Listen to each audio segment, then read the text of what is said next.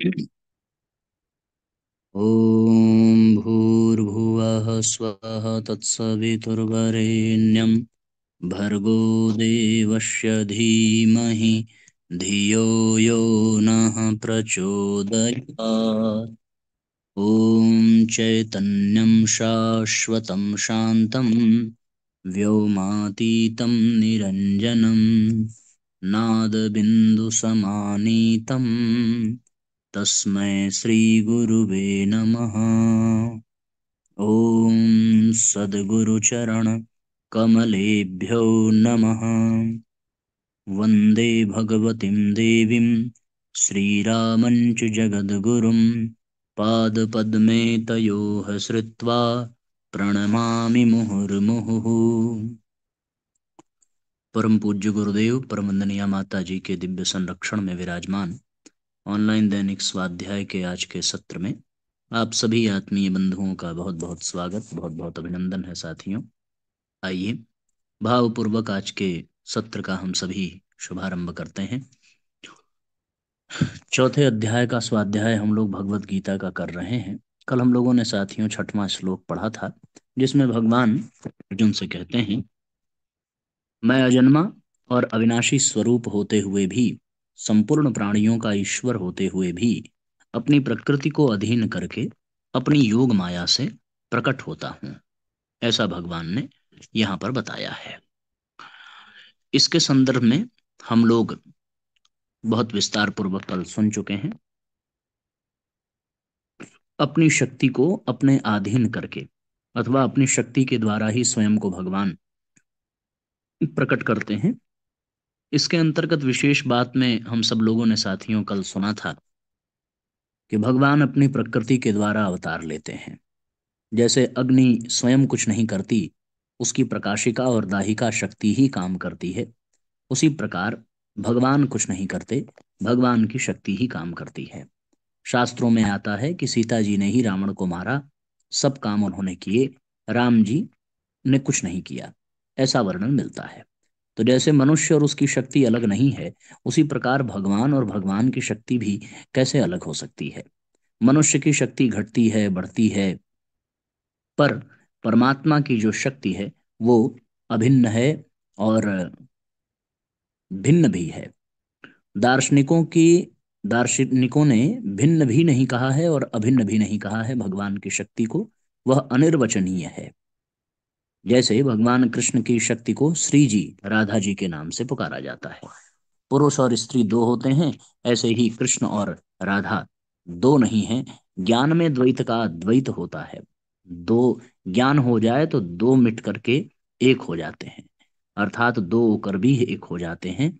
और भक्ति में अद्वैत का द्वैत होता है, एक होकर भी दो हो जाते हैं।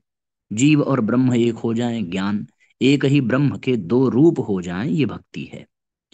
तो एक ही अद्वैत तत्व की प्रेम की लीला करने के लिए, प्रेम का आस्वादन करने के लिए, संपूर्ण जीवों को प्रेम का आनंद प्रदान करने के लिए कृष्ण और राधा इन दो रूपों से प्रकट होते हैं। दो रूप होने पर दोनों में कौन बड़ा कौन छोटा, कौन प्रेमी कौन प्रेमास्पद, इसका पता नहीं चलता। दोनों एक दूसरे से बढ़कर के विलक्षण दिखते हैं, दोनों एक दूसरे के प्रति आकृष्ट होते हैं। श्री जी को देख करके भगवान प्रसन्न होते हैं, भगवान को देखकर श्री जी। दोनों की परस्पर प्रेम लीला के रस से रस की वृद्धि होती है, इसी को रास कहते हैं। भगवान की शक्ति अनंत है, अपार है। दिव्य शक्तियों में ऐश्वर्य शक्ति भी है और माधुर्य शक्ति भी है। इस विषय को हम लोगों ने कल सुना था, पर पुनः विस्तार पूर्वक समझेंगे ताकि आगे की चर्चा को अच्छे से समझा जा सके। ऐश्वर्य शक्ति से भगवान ऐसे विचित्र और महान कार्य करते हैं जो दूसरा कोई कर नहीं सकता। जैसे असुरों को मारना, गोवर्धन उठा लेना। ऐश्वर्य शक्ति के कारण विलक्षणता, अलौकिकता भगवान की दिखती है। पर माधुर्य शक्ति में ग्वाल बालों के साथ खेलना और माखन चोरी की लीलाएं करना, ये सब जो है भगवान के माधुर्य शक्ति के क्रम में आता है। उस समय भगवान की ऐश्वर्य शक्ति प्रकट नहीं होती। ऐश्वर्य शक्ति प्रकट हो जाए तो माधुर्य शक्ति समाप्त हो जाती है। जिस समय माधुर्य शक्ति प्रकट रहती है उस समय ऐश्वर्य शक्ति नहीं होती, और जिस समय ऐश्वर्य शक्ति प्रकट रहती है उस समय माधुर्य शक्ति प्रकट नहीं होती। इसलिए साथियों, भगवान जो है अपने नाना प्रकार की शक्ति के साथ नाना प्रकार की लीलाएं करते हैं। भगवान में एक और शक्ति है, सौंदर्य।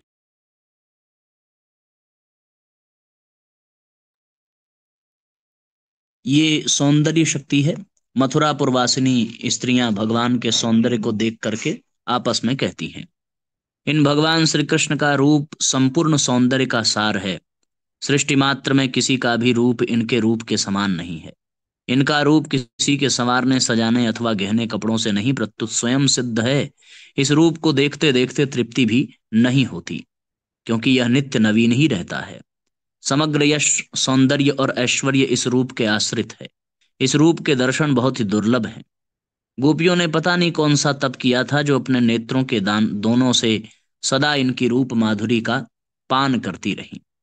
सुखदेव जी कहते हैं इसी प्रकार भगवान के सौंदर्य पर कि परीक्षित, मंचों पर जितने लोग बैठे थे वो मथुरा के नागरिक और राष्ट्र के जन समुदाय पुरुषोत्तम भगवान श्री कृष्ण और बलराम जी को देखकर इतने प्रसन्न हुए कि उनके नेत्र और मुख कमल खिल उठे, उत्कंठा से भर गए।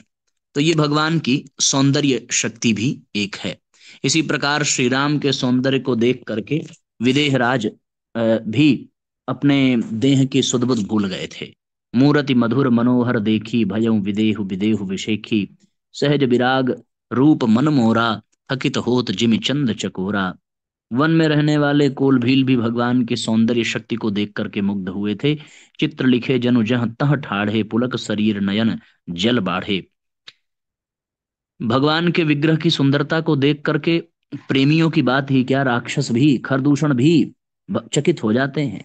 नाग असुर सुर नर मुनि जेते, देखे जिते हते हम केते। हम भरी जन्म सुनहु सब भाई, देखी नहीं असी सुंदरताई। तो जो मनुष्य भगवान से विमुख रहते हैं उनके सामने भगवान अपनी योग माया में छिपे रहते हैं और साधारण मनुष्य जैसे ही दिखते हैं। मनुष्य ज्यों ज्यों भगवान के सम्मुख होता है त्यों त्यों भगवान उसके सामने प्रकट होते हैं। इसी योग माया का आश्रय लेकर भगवान विचित्र विचित्र लीलाएं करते हैं। योग माया का आश्रय लेकर ही भगवान लीलाएं करते हैं। भगवत विमुख मूढ़ पुरुष के आगे दो पर्दे होते हैं, एक मूढ़ता का, अपनी मूर्खता का, और दूसरा भगवान की योग माया का। भगवान का प्रभाव साक्षात सामने प्रकट होने पर भी मूढ़ता के कारण जीव भगवान को समझ नहीं पाता। जैसे द्रौपदी का चीरहरण करने के लिए दुशासन पूरा बल लगाता है पर साड़ी का अंत हुआ नहीं। दुशासन की भुजा थकित भई, बसन रूप भय श्याम। इस प्रकार भगवान ने सभा के भीतर अपना ऐश्वर्य साक्षात प्रकट कर दिया, परंतु अपनी मूढ़ता के कारण दुशासन, दुर्योधन, कर्ण आदि पर इस बात का कोई प्रभाव ही नहीं पड़ा। द्रौपदी के द्वारा भगवान को पुकारने मात्र से कितनी विलक्षणता प्रकट हो गई। एक स्त्री का हरण भी नहीं कर सके तो और क्या कर सकते हैं। इस तरफ उनकी दृष्टि ही नहीं गई। भगवान का प्रभाव सामने देखते हुए भी उसे जान नहीं सके। यदि जीव अपनी मूढ़ता दूर कर दे तो उसे अपनी स्वरूप का अथवा परमात्म तत्व का बोध तो हो जाता है, पर भगवान के दर्शन नहीं होते। भगवान के दर्शन तभी होंगे जब भगवान अपनी योग माया का पर्दा हटा देंगे। अपना ज्ञान मिटाना तो जीव के हाथ में है, पर माया को दूर करना उसके हाथ की बात नहीं है। वह सर्वथा भगवान के शरण हो जाए तो भगवान अपनी शक्ति से उसका ज्ञान भी मिटा सकते हैं और दर्शन भी दे सकते हैं। भगवान जितनी लीलाएं करते हैं सब योग माया का आश्रय लेकर ही करते हैं। इसी कारण उनकी लीला को देख सकते हैं, उसका अनुभव कर सकते हैं। यदि वे योग माया का आश्रय न लें तो उनकी लीला को कोई देख ही नहीं सकता, उसका आस्वादन कोई कर ही नहीं सकता। अवतार संबंधी विशेष बात। अवतार का अर्थ है नीचे उतरना। सब जगह परिपूर्ण रहने वाले सच्चिदानंद स्वरूप परमात्मा अपने अनन्य भक्तों की इच्छा पूरी करने के लिए अत्यधिक कृपा से एक स्थान विशेष में अवतार लेते हैं और छोटे से बन जाते हैं। दूसरे लोगों का प्रभाव या महत्व तो बड़े हो जाने से होता है, पर भगवान का प्रभाव या महत्व छोटे हो जाने से होता है। कारण की अपार असीम अनंत होकर भी भगवान छोटे से बन जाते हैं, यह उनकी विलक्षणता ही है। जैसे भगवान अनंत ब्रह्मांडों को धारण करते हैं, परंतु एक पर्वत को धारण करने से भगवान गिरधारी नाम से प्रसिद्ध हो गए। अनंत ब्रह्मांड जिनके रोम रोम में स्थित है, भगवान के रोम रोम में अनेकानेक अनंत ब्रह्मांड हैं। रोम रोम प्रतिलागे कोटि कोटि ब्रह्मांड। ऐसे परमेश्वर एक पर्वत को उठा लें, ये कोई बड़ी बात नहीं। प्रत्युत छोटी बात है, परंतु छोटी बात में ही भगवान की बात होती है। इसी प्रकार अवतार लेने में ही भगवान की विशेषता है। साधारण आदमी जिस स्थिति पर है, उसी स्थिति पर आकर भगवान वैसी लीला करते हैं। बिल्कुल भोले भाले साधारण बालक की तरह बनकर लीला करते हैं। ग्वाल बालों से खेलते समय वे दूसरे ग्वाल बाल से हार भी जाते हैं। जो ग्वाल बाल जीता जाता है वह सवार बन जाता है, और भगवान घोड़ा बन जाते हैं। यह उनकी विशेष महत्ता है। भगवान के प्रभाव को जानने वाले ज्ञानी महात्मा लोग तो उनके स्वरूप में मस्त रहते हैं, पर भक्तों को उनकी साधारण अज्ञ बालक की तरह भोली भाली लीला बड़ी विचित्र और मीठी लगती है। वह ज्ञानियों का ज्ञान नहीं चलता। वहां ज्ञानियों के शिरोमणि ब्रह्मा जी भी भगवान की लीला को देख करके चकरा गए। बड़े बड़े ऋषि, मुनि, योगी, तपस्वी, संत महात्मा भी उनकी लीलाओं के रहस्य को नहीं जान सकते और इस विषय में मूक हो जाते हैं। भगवान ही कृपा करके जिन प्यारे अंतरंग भक्तों को जनाना चाहते हैं, वे ही उनकी लीला के तत्व को जान पाते हैं। सोई जानई जही देहु जनाई। गायें चराते समय, ग्वाल बालों से खेलते समय भी भगवान बड़े बड़े प्रभावशाली कार्य कर देते हैं। बड़े बड़े बलवान राक्षसों को भी चुटकियों में ही खत्म कर देते हैं। छोटे से बालक बनने पर भी उनका प्रभाव वैसा का वैसा ही रहता है। जैसे कोई बहुत बड़ा विद्वान किसी बालक को वर्णमाला सिखाता है, तो वह बालक हाथ पकड़कर उससे क ख ग लिखवाता है और मुंह से भी वैसा बोलता है। परंतु इसका अर्थ ये नहीं कि वह विद्वान स्वयं वर्णमाला सीखता है।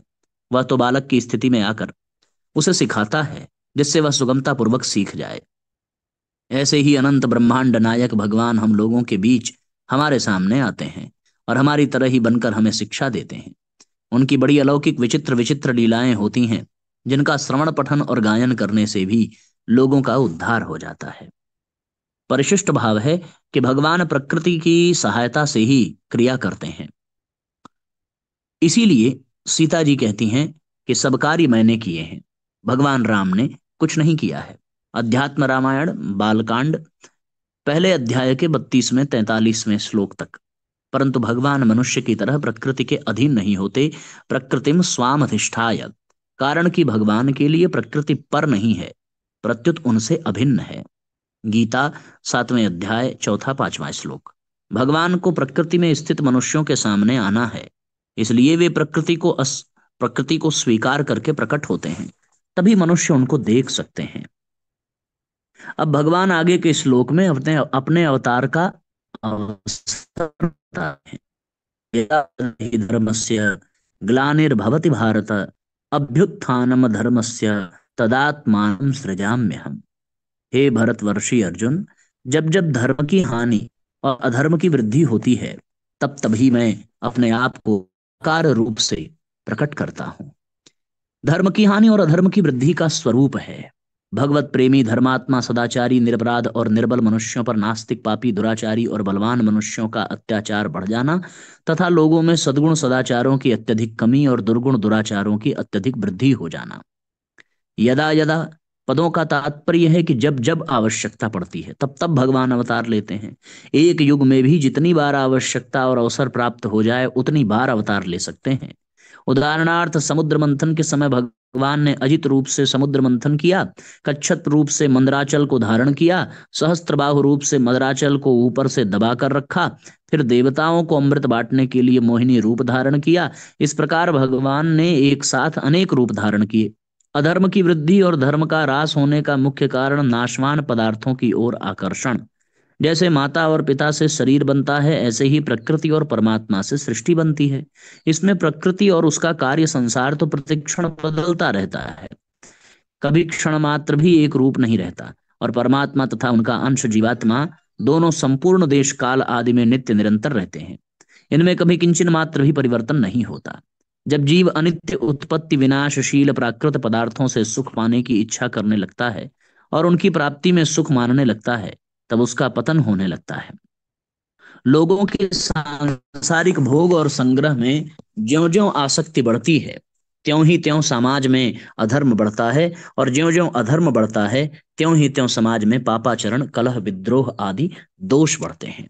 सतयुग, त्रेता, द्वापर, कलयुग, इन चारों युगों की ओर देखा जाए तो इनमें क्रमशः धर्म का ह्रास होता है। सतयुग में धर्म के चारों चरण हैं, त्रेता युग में 3, द्वापर युग में 2 और कलयुग में केवल 1 चरण रहता है।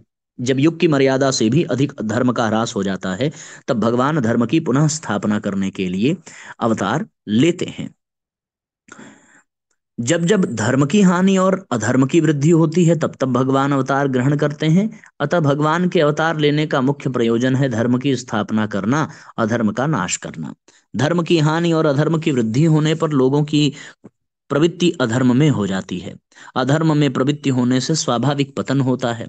भगवान प्राणी मात्र के परम सुहृद हैं, इसलिए लोगों को पतन में जाने से रोकने के लिए वे स्वयं अवतार लेते हैं।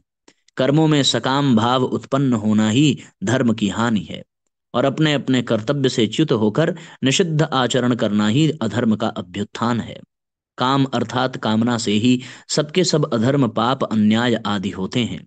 अतः इस काम का नाश करने के लिए तथा निष्काम भाव का प्रसार करने के लिए भगवान अवतार लेते हैं। यहाँ शंका हो सकती है कि वर्तमान समय में धर्म का ताप, धर्म का ह्रास और अधर्म की वृद्धि बहुत हो रही है, फिर भगवान अवतार क्यों नहीं लेते? इसका समाधान ये है कि युग को देखते हुए अभी वैसा समय नहीं आया है जिससे भगवान अवतार लें। त्रेता युग में राक्षसों ने ऋषि मुनियों का को मारकर उनकी हड्डियों के ढेर लगा दिए थे। यह तो त्रेता युग से भी गया बीता कलयुग है, पर अभी धर्मात्मा पुरुष जी रहे हैं, उनका कोई नाश नहीं करता। दूसरी एक बात और है, जब धर्म का ह्रास और अधर्म की वृद्धि होती है, तब भगवान की आज्ञा से संत इस पृथ्वी पर आते हैं, अथवा यहीं से विशेष साधक पुरुष प्रकट हो जाते हैं और धर्म की स्थापना करते हैं। कभी कभी परमात्मा को प्राप्त हुए कारक महापुरुष भी संसार का उद्धार करने के लिए आते हैं। साधक और संत पुरुष जिस देश में रहते हैं, उस देश में अधर्म की वैसी वृद्धि नहीं होती और धर्म की स्थापना होती है। जब साधकों और संत महात्माओं से भी लोग नहीं मानते, प्रत्युत उनका विनाश करना आरंभ कर देते हैं, और जब धर्म का प्रचार करने वाले बहुत कम रहते हैं तथा जिस युग में जैसा धर्म होना चाहिए उसकी अपेक्षा भी बहुत अधिक धर्म का ह्रास हो जाता है, तब भगवान स्वयं आते हैं। पूर्व श्लोक में अपने अवतार के अवसर का वर्णन करके अब भगवान अपने अवतार का प्रयोजन बताते हैं। तो पहले अवतार का कारण बताया, उसके बाद भगवान ने अवतार का प्रयोजन बताया। अवतार का प्रयोजन है कि परित्राणाय साधूनाम विनाशाय च दुष्कृताम धर्म संस्थापनार्थाय संभवामि युगे युगे। साधुओं भक्तों की रक्षा करने के लिए, पाप कर्म करने वालों का विनाश करने के लिए और धर्म की भलीभांति स्थापना करने के लिए मैं युग युग में प्रकट हुआ करता हूँ। साधु मनुष्यों के द्वारा ही अधर्म का नाश और धर्म का प्रचार होता है, इसलिए उनकी रक्षा करने के लिए भगवान अवतार लेते हैं। दूसरों का हित करना ही जिनका स्वभाव है और जो भगवान के नाम रूप गुण प्रभाव लीला आदि का श्रद्धा प्रेम पूर्वक स्मरण कीर्तन आदि करते हैं और लोगों में भी इसका प्रचार करते हैं, ऐसे भगवान के आश्रित भक्तों के लिए यहाँ साधु नाम पद आया है। जिसका एकमात्र परमात्म प्राप्ति का उद्देश्य है वह साधु है, और जिसका नाशवान संसार का उद्देश्य है वह असाधु है। साधुरेव समन्तव्यः सम्यग् व्यवसितो हिसः। असत और परिवर्तनशील वस्तु में सद्भाव करने और उसे महत्व देने से कामनाएं पैदा होती हैं। ज्यों-ज्यों कामनाएं नष्ट होती हैं, त्यों-त्यों साधुता आती है, और ज्यों-ज्यों कामनाएं बढ़ती हैं, त्यों-त्यों साधुता लुप्त होती है। कारण कि असाधुता का मूल हेतु कामना ही है। साधुता से अपना उद्धार और लोगों का स्वतः उपकार होता है। साधु पुरुषों के भावों और क्रियाओं में पशु पक्षी, वृक्ष पर्वत, मनुष्य देवता, पितर ऋषि मुनि आदि सबका हित भरा रहता है। हेतु रहित जग जुग उपकारी, तुम्हार सेवक असुरारी। यदि लोग उसके मन के भावों को जान जाएं तो वे उसके चरणों के दास बन जाते हैं। इसके विपरीत यदि लोग दुष्ट पुरुषों के मन के भावों को जान जाएं तो दिन में कई बार लोगों से उसकी पिटाई हो।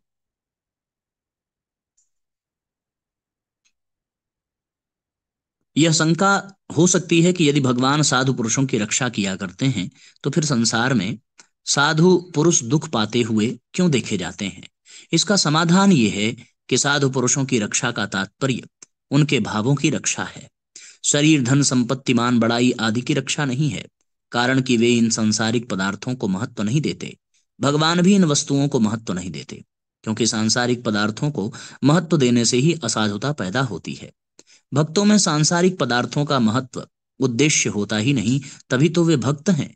भक्त लोग प्रतिकूलता में विशेष प्रसन्न होते हैं, क्योंकि प्रतिकूलता से जितना आध्यात्मिक लाभ होता है उतना किसी दूसरे साधन से नहीं होता।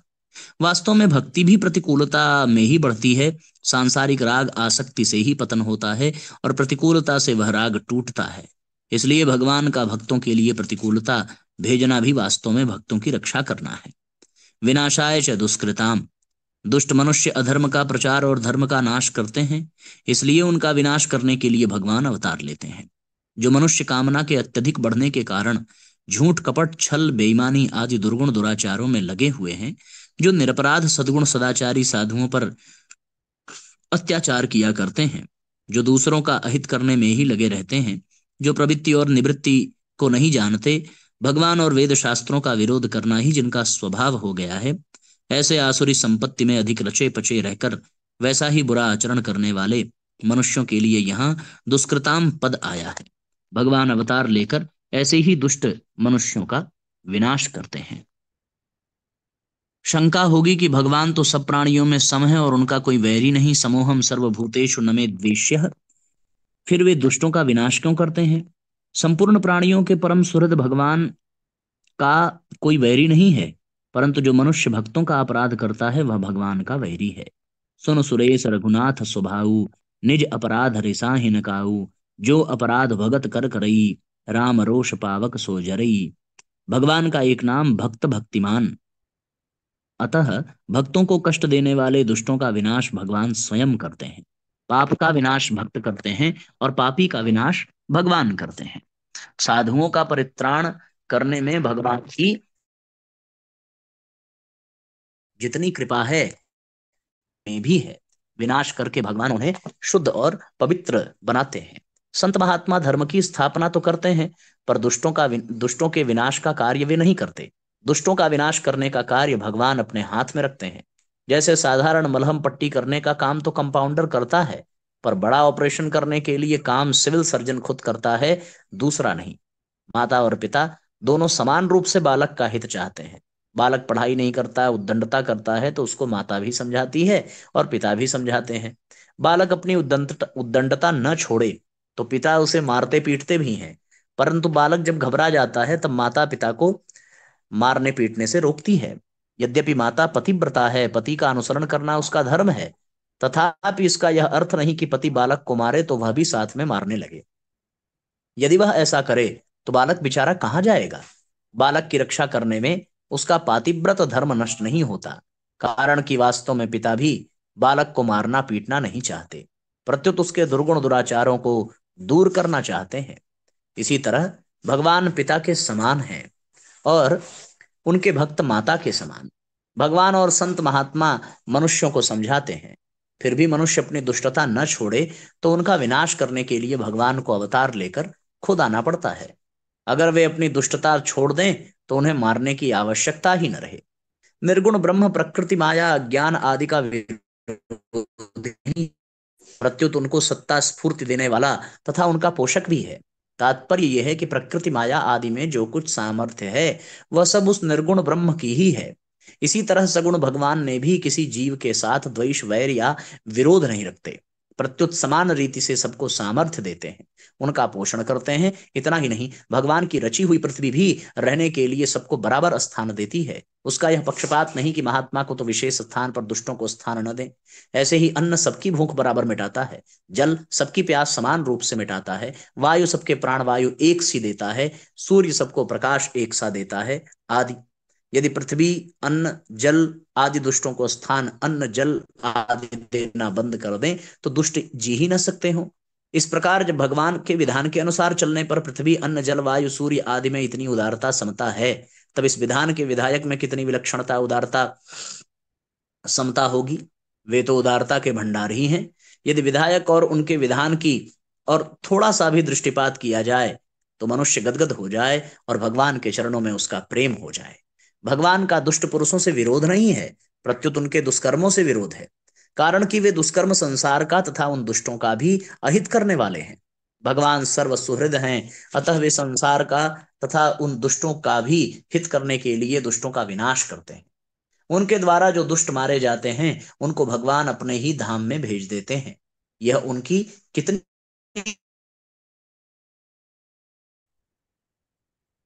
यहाँ ये प्रश्न हो सकता है कि अगर हम पाप कर्म ही करते रहें तो क्या हमें भी मारने के लिए भगवान को आना पड़ेगा?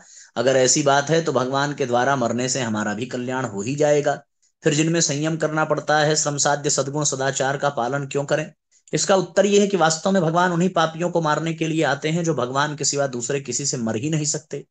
दूसरी बात, शुभ कर्मों में जितना लगेंगे उतना पुण्य तो होगा ही, पर अशुभ कर्मों में लगे रहने से यदि बीच में ही मर जाएंगे अथवा कोई दूसरा मार देगा तो मुश्किल हो जाएगी। भगवान के हाथों मरकर मुक्ति पाने की लालसा कैसे पूरी होगी? इसलिए अशुभ कर्म करने ही नहीं चाहिए। धर्म संस्थापनार्थाय, निष्काम भाव का उपदेश आदेश और प्रचार ही धर्म की स्थापना है। कारण कि निष्काम भाव की कमी से और असत वस्तु को सत्ता देकर के उसे महत्व देने से ही अधर्म बढ़ता है, जिससे मनुष्य दुष्ट स्वभाव वाले हो जाते हैं। इसलिए भगवान अवतार लेकर आचरण के द्वारा निष्काम भाव का प्रचार करते हैं। निष्काम भाव के प्रचार से धर्म की स्थापना होती है। धर्म का आश्रय भगवान है, इसलिए शाश्वत धर्म की स्थापना करने के लिए भगवान अवतार लेते हैं। संस्थापना करने का अर्थ है सम्यक स्थापना करना। तात्पर्य है कि धर्म का कभी नाश नहीं होता, केवल ह्रास होता है। धर्म का ह्रास होने पर भगवान पुनः उसकी अच्छी तरह स्थापना करते हैं। आवश्यकता पड़ने पर भगवान प्रत्येक युग में अवतार लेते हैं। एक युग में भी जितनी बार जरूरत पड़ती है उतनी बार भगवान का अवतार होता है। कारक पुरुष और संत महात्माओं के रूप में भी भगवान का अवतार होता है। जो पुरुष भगवान को प्राप्त कर चुके हैं, भगवत धाम में विराजते हैं, उनको कारक पुरुष कहते हैं। भगवान और कारक पुरुष अवतारों में अवतार तो नैमित्तिक है, पर संत महात्माओं का जो अवतार है वो नित्य माना गया है। नैमित्तिक और नित्य। अनुग्रहाय भूतानाम मानुषम देहमास्थितः, भगवान जीवों पर विशेष कृपा करने के लिए ही अपने को मनुष्य रूप में प्रकट करते हैं और ऐसी लीलाएं करते हैं जिन्हें सुनकर जीव भगवत पारायण हो जाए। अब ये शंका होती है कि भगवान जो सर्वसमर्थ हैं, फिर संतों की रक्षा करना, दुष्टों का विनाश करना, धर्म की स्थापना करना, ये काम क्या वे अवतार लिए बिना नहीं कर सकते? इसका समाधान ये है कि भगवान अवतार लिए बिना ये काम नहीं कर सकते, ऐसी बात नहीं है। यद्यपि भगवान अवतार लिए बिना अनायास ही यह सब कुछ कर सकते हैं और करते भी रहते हैं, तथापि जीवों पर विशेष कृपा करने के लिए, उनका कुछ और हित करने के लिए भगवान स्वयं अवतीर्ण होते हैं। अवतार काल में भगवान के दर्शन, स्पर्श, वार्तालाप आदि से भविष्य में उनकी दिव्य लीलाओं के श्रवण, चिंतन और ध्यान से तथा उनके उपदेशों के अनुसार आचरण करने से लोगों का सहज ही उद्धार हो जाता है। इस प्रकार लोगों का सदा उद्धार होता ही रहे, ऐसी एक रीति भगवान अवतार लेकर ही चलाते हैं। भगवान के कई ऐसे प्रेमी भक्त हैं जो भगवान के साथ खेलना चाहते हैं, रहना चाहते हैं। उनकी इच्छा पूरी करने के लिए भगवान अवतार लेते हैं, सामने आकर उनके समान बन करके खेलते हैं। जिस युग में जितना कार्य आवश्यक होता है, भगवान उसी के अनुसार अवतार लेकर उस कार्य को पूरा करते हैं। इसलिए भगवान के अवतारों में तो भेद है, पर स्वयं भगवान में कोई भेद नहीं है। भगवान सभी अवतारों में पूर्ण है और पूर्ण ही रहते हैं। भगवान के लिए न तो कोई कर्तव्य है, न उन्हें कुछ पाना ही शेष है। फिर भी वे समय समय पर अवतार लेकर केवल संसार का हित करने के लिए सब कर्म करते हैं। इसलिए मनुष्य को भी केवल दूसरों के हित के लिए कर्तव्य कर्म करने चाहिए। चौथे श्लोक में आए अर्जुन के प्रश्न के उत्तर में भगवान ने मनुष्य जन्म और अपने जन्म में तीन बड़े अंतर बता दिए। जानने में अंतर, मनुष्य को और भगवान को बहुत से जन्म होते हैं। उन सब जन्मों की को मनुष्य तो नहीं जानते, पर भगवान जानते हैं। पहला अंतर है ये। जन्म में अंतर, मनुष्य प्रकृति के परवश होकर के अपने किए हुए पाप पुण्यों का फल भोगने के लिए और फल भोग पूर्वक परमात्मा की प्राप्ति करने के लिए जन्म लेता है। पर भगवान अपनी प्रकृति को अधीन करके स्वाधीनता पूर्वक अपनी योग माया से स्वयं प्रकट होते हैं। कार्य में अंतर साधारणतः मनुष्य अपनी कामनाओं की पूर्ति के लिए करते हैं, जो कि मनुष्य जन्म का ध्येय नहीं है। पर भगवान केवल मात्र जीवों के कल्याण के लिए कार्य करते हैं। ये साथियों भगवान के जन्म का और सामान्य मनुष्य के जन्म का कुछ विशेष अंतर, प्रयोजन, उद्देश्य, कारण सब हम लोगों ने समझा। इसके आगे की चर्चा अब हम लोग कल करेंगे। आज के लिए इतना ही। गायत्री मंत्र साथ साथ। ओम भूर्भुवः स्वः तत्सवितुर्वरेण्यं भर्गो देवस्य धीमहि धियो यो नः प्रचोदयात्। सभी आत्मीय बंधुओं को बहुत बहुत प्रणाम। सबका मंगल हो साथियों। अधिक से अधिक शेयर जरूर करेंगे, अधिक से अधिक लाइक जरूर करेंगे। धन्यवाद। जय राम जी की शुभ रात्रि।